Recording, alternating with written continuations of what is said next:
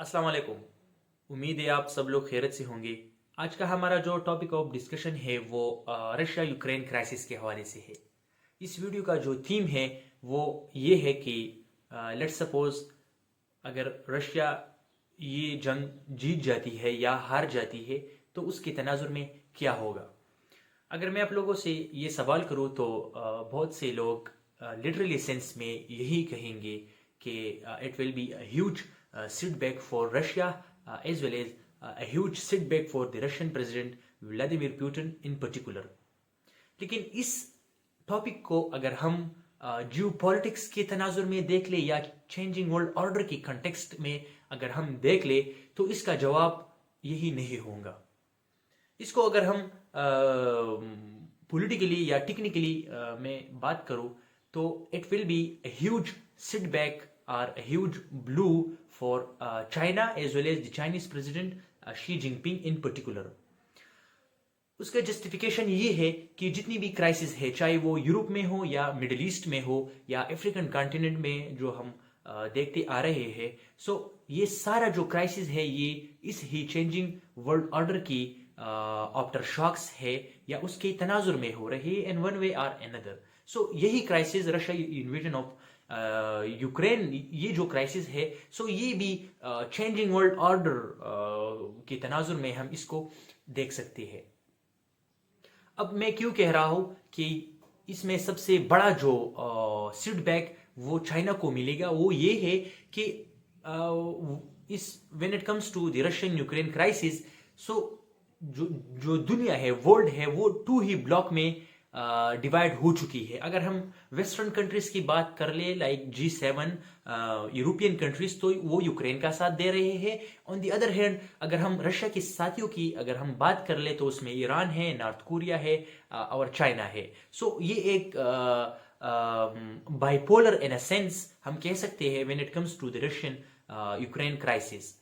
सो एक second large economy or a potential counterweight or a state which has the potential to replace the US.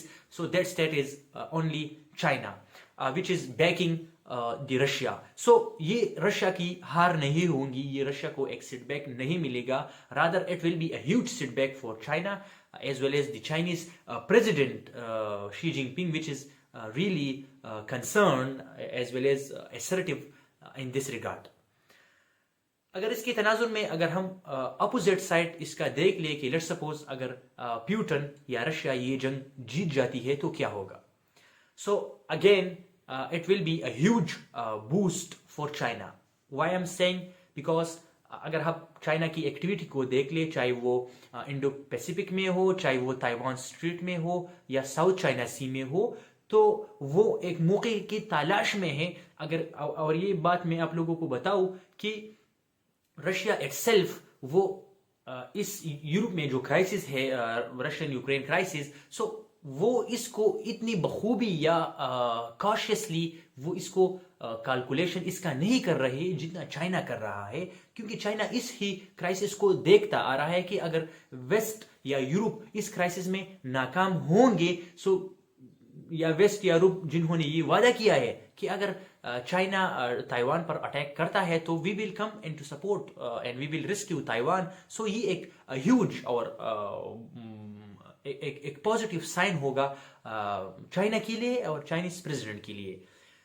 सो अगर Russia ये जंग जीत जाती है तो ऑब्वियसली चाइनीज प्रेसिडेंट या चाइनीज एडमिनिस्ट्रेशन जो है वो मोटिवेट होंगी, क्योंकि उनको पता चलेगा कि वेस्टर्न कंट्रीज या यूरोपियन कंट्रीज जो कि यूरोप में नाकाम हो चुके हैं, जिन्होंने यूक्रेन को सिक्योर नहीं किया, तो इस बात की क्या गारंटी है कि वो ताइवान को सिक्योर करेगा और ताइवान की सॉवरेनिटी को इंश्योर करेगा। सो टू कंक्लूड हम कह सकते हैं कि रशियन इन्वेजन ऑफ यूक्रेन या रशियन यूक्रेन क्राइसिस जो है इसका अल्टीमेट जो हम कह सकते हैं कि बेनिफिशियरी या विक्टिम जो है वो चाइना ही होगा when it comes to when we study this Russian Ukraine crisis in the context of geopolitics as well as changing world order. سو اگر رشیا ہار بھی جاتی ہے تو I would say as a student of political science اور as a student of international relation تو یہ China ہی کی ہار ہے.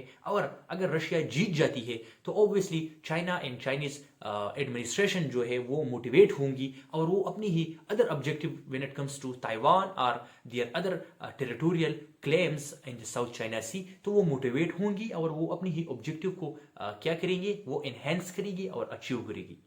Thank you so much.